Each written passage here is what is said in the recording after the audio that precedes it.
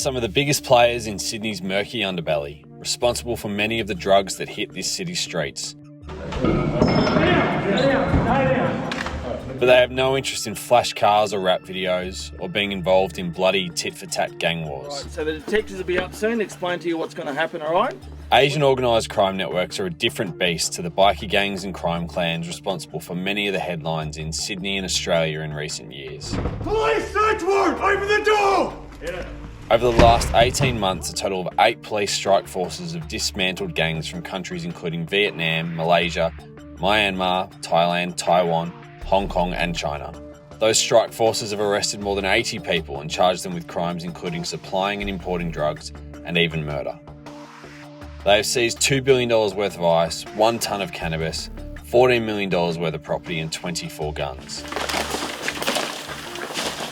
But New South Wales Police are meeting the challenge head on.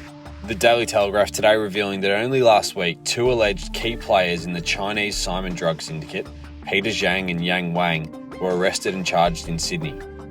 The 2 men, police allege, were in Australia to extract heroin hidden in batteries, which was then planned to be sold onto the streets. Police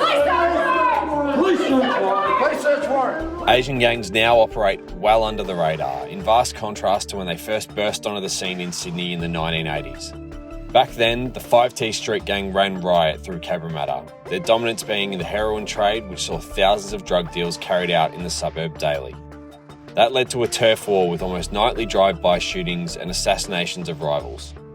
But the attention they received from police taught them a lesson.